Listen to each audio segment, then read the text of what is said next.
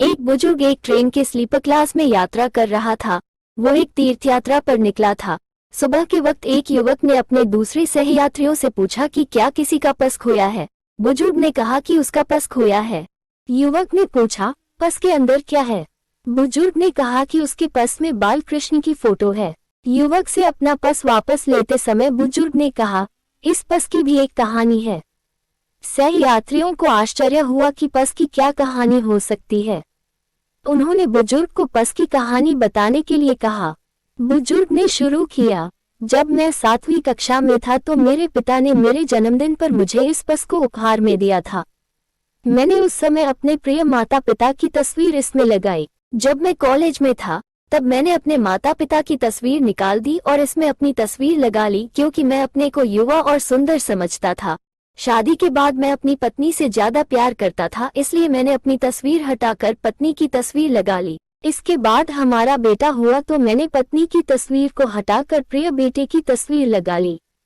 अब 5 साल पहले मेरी पत्नी का देहांत हो गया और मेरा एकमात्र पुत्र अपनी पत्नी और बेटी बेटा के साथ दिल्ली में रहता है। वह नौकरी में इतना व्यस्त है कि उसके पास मुझसे बात करने का समय नहीं है। नाती नातिन अपने कंप्यूटर गेम, टीवी शो, गृह कार्य, स्कूल शिक्षा, दोस्तों आदि में व्यस्त हैं। वे शायद ही कभी मेरे पास आते हैं। एक बार जब मैं बच्चों से बात कर रहा था तो बहू ने मुझे डांटा कि मैं बच्चों को अपने समय की गुजरी हुई बातें बताकर उनका समय खराब न करूं। अब दुनिया में मैं अकेला रह गया था, असहाय और हतोत्साह। परिवार में कोई भी मुझसे बात करने के लिए नहीं था। आखिरकार मुझे भगवान कृष्ण को बच्चे के रूप में प्यार करना पड़ा और मैं उनकी तस्वीर इस पर्स में रखता हूँ। वो जीवन में मेरा सर्वश्रेष्ठ साथी साबित हुआ है। यद्यपि वह हमेशा से मेरे साथ था, पर मैंने कभी उसकी तरफ ध्यान नहीं दिया। अब मैं अकेला नहीं हूँ।